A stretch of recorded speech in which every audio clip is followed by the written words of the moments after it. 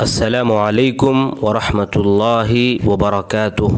محترم ناظرین، یہ سیر علماء کرام کا 124واں نمبر ہے اور آج کے اس ویڈیو میں ہم معلوم کریں گے ابن قتیبہ رحمہ اللہ کے متعلق۔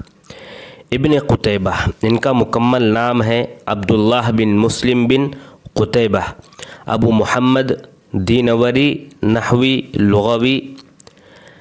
یہ لغت اور ادب کے امام تھے۔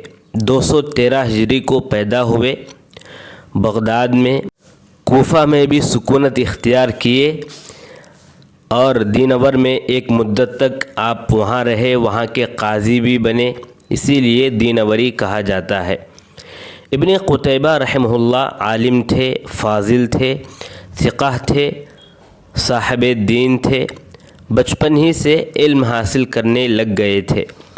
قرآن کریم حفظ کیا، حدیث یاد کیے، اشعار یاد کیے، فقہ حاصل کیا، نحو کو حاصل کیا اور حساب کو حاصل کیا۔ اسحاق بن راہوی سے حدیث روایت کیے ہیں۔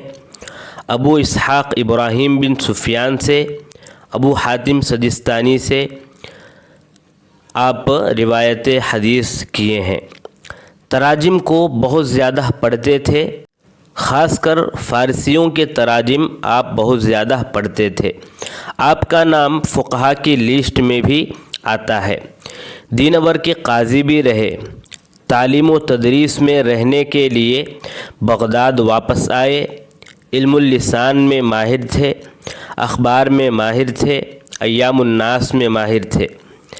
آپ کا عقیدہ، ابو بکر بحقی رحمہ اللہ فرماتے ہیں کہ آپ کرامیہ جو ہیں ان کے مذہب پر چلا کرتے تھے۔ دارقطنی رحمہ اللہ فرماتے ہیں کہ آپ مشبہہ والوں کی طرف مائل تھے، لیکن امام ذہبی رحمہ اللہ فرماتے ہیں کہ تشبیہ دینے والوں میں سے آپ نہیں تھے۔ وہ فرماتے ہیں میں نے ان کو مشکل الحدیث میں ثابت کرنے والوں کے خلاف نہیں دیکھا، اور امام صفدی رحمہ اللہ بھی یہی کہتے ہیں کہ وہ مشبہہ میں سے نہیں ہیں، بلکہ ان کی مشبہہ کے خلاف ایک کتاب موجود ہے۔ قاسم بن اسبغ فرماتے ہیں کہ ایک مرتبہ ہم ان کے ساتھ تھے کہ ایک جماعت آئی، ان کے ہاتھوں میں قلمیں تھیں۔ انہوں نے کہا کہ حدیثیں بیان کریں۔ ابن قتیبہ سے انہوں نے کہا کہ آپ حدیثیں بیان کرو، تو انہوں نے کہا کہ میں حدیثیں کہاں سے بیان کروں، میں حدیثیں بیان نہیں کرتا۔ انہوں نے کہا ایسا نہ کہیں، بلکہ آپ کے پاس جو اسحاق بن راہوی کی روایتیں ہیں وہ کم سے کم سنا دیں۔ کہا میں نے سناؤں گا۔ آپ مجھ سے حدیثیں بیان کرنے کی بات کرتے ہو، حالانکہ بغداد میں 800 سے زائد محدثین موجود ہیں اور ہر محدث میرے مشائخ کی طرح ہیں، اور آپ مجھ سے روایت حاصل کرنا چاہتے ہیں، اسی لیے میں حدیث روایت نہیں کرتا۔ یہ آپ فرماتے ہیں۔ ابن خلکان فرماتے ہیں کہ لوگ کہتے ہیں کہ اکثر اہل علم کا کہنا ہے کہ ادب الکاتب کتاب نہیں بلکہ خطبہ ہے، اور اصلاح المنطق کتاب ہے، خطبہ نہیں۔ یہ تعصب سے کہی گئی بات ہے، کیونکہ ادب الکاتب ہر چیز کو جمع کیا ہے۔ ادب الکاتب میں خطبہ لمبا ہے، اسی لیے شاید لوگ اس کو خطبہ کہتے ہیں، اور اصلاح بغیر خطبے کے ہے، اس لیے اس کو بغیر خطبے کے کہتے ہیں۔ انہوں نے اس کو ابو الحسن عبید اللہ بن یحییٰ ابن خاقان، جو وزیر معتمد علی اللہ بن متوکل علی اللہ کے وزیر تھے، ان کے لیے لکھے تھے یہ اصلاح۔ ابن کثیر رحمہ اللہ فرماتے ہیں کہ نحوی تھے، لغوی تھے، بہترین اور مفید کتابوں کے مؤلف تھے۔ امام ذہبی رحمہ اللہ فرماتے ہیں حدیث والے نہیں تھے، مشہور علماء میں سے تھے۔ ان کے پاس بہت سارے فنون تھے اور اہم علوم تھے۔ شوقی ضیف فرماتے ہیں کہ جاہز کے بعد ادب کے بہت بڑے مؤلف مانے جاتے ہیں۔ سنی تھے، محافظ تھے۔ احمد امین فرماتے ہیں کہ عالم تھے، ادیب تھے، مختلف علوم و فنون میں ماہر تھے۔ لغت، ادب، نحو، شعر، حدیث، فقہ، تاریخ، دینی مذاہب میں آپ مہارت رکھتے تھے۔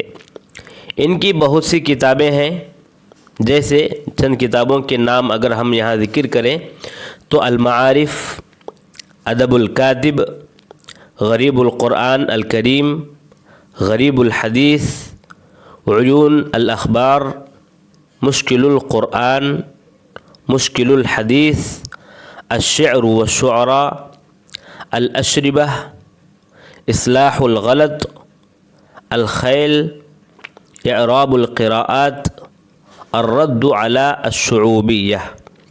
یہ آپ کی چند کتابیں ہیں۔ آپ لغت، نحو، قراءت ابو حاتم سجستانی سے حاصل کیے تھے اور ابو الفضل ریاشی سے حاصل کیے تھے۔ اصمعی سے بہت زیادہ روایت کرنے والے ہیں۔ آپ کے تلامذہ میں مشہور قاضی ابو جعفر احمد بن قتیبہ جو آپ کے خود فرزند ہیں۔ ابن قتیبہ بچپن ہی سے علمی میدان میں تھے، ہر فن میں وہ کچھ نہ کچھ کرنے کے خواہاں تھے، یہ ان کا عزم تھا۔ اور بغداد کی آب و ہوا بھی زبردست تھی، جہاں علماء کثرت کے ساتھ موجود تھے۔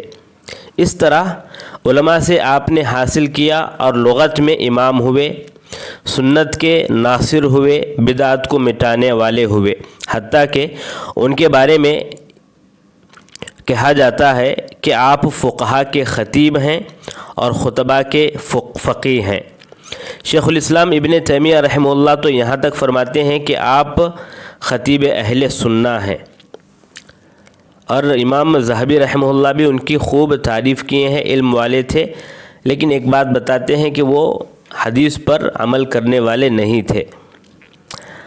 آپ کو مفسرین میں بس ایک بات کی وجہ سے شامل کیا جاتا ہے کہ آپ غریب القرآن کے نام سے آپ کی ایک کتاب ہے، جو قرآن کے الفاظ میں بعض جو عرب کے لیے بھی مخفی رہ جاتے ہیں الفاظ، کیونکہ عرب میں کئی قبائل ہیں، تو اہل عرب میں بعض اچھی طرح سے عربی جانتے ہیں اور بعض اچھی طرح سے نہیں جانتے، تو لہٰذا جو مخفی رہ جاتی ہیں ان کو ان کے پاس الفاظ میں، قرآن کے الفاظ میں اس کی جو ہے یہاں پر تشریح کیے ہیں۔ گویا کہ ابو عبیدہ جو ہے، جو اس سے پہلے ہم جن کی زندگی معلوم کیے تھے، وہ پہلے تھے غریب الفاظ جو قرآن مجید میں موجود ہیں ان کی تشریح کرنے والے، ان کو جو ہے بیان کرنے والے، اور ان کے بعد لوگوں نے سلسلہ شروع کیا غریب القرآن کے موضوع پر لکھنے کا۔ ان میں سے ایک بہترین کتاب آپ کی بھی مانی جاتی ہے، یعنی ابن قتیبہ کی بھی مانی جاتی ہے، اور آپ کی ادب الکاتب بھی کافی مشہور کتاب ہے۔ ابن قدامہ رحمہ اللہ فرماتے ہیں کہ اگر کسی کو ادب سیکھنا ہے تو وہ 4 کتابوں کو پڑھے، ان میں سے ایک کتاب وہ بتاتے ہیں کہ ادب الکاتب ابن قتیبہ کی، اور دیگر کتابیں بھی فرماتے ہیں العقد الفرید ہے، اور اسی طرح جو ہے المبرد کے الکامل ہے، اور ادب الکتاب نے یا کچھ اور بتاتے ہیں وہ۔ تو کہنے کا مقصد یہ ہے کہ آپ کی بڑی مفید کتابیں ہیں، اچھی کتابیں ہیں، ان کتابوں کو جو ہے پڑھنا چاہیے، مطالعہ کرنا چاہیے۔ اللہ سے دعا ہے اللہ تبارک و تعالی آپ کی خدمات کو قبول فرمائے اور آپ کو جنت الفردوس میں اعلیٰ مقام عطا فرمائے، آمین یا رب العالمین۔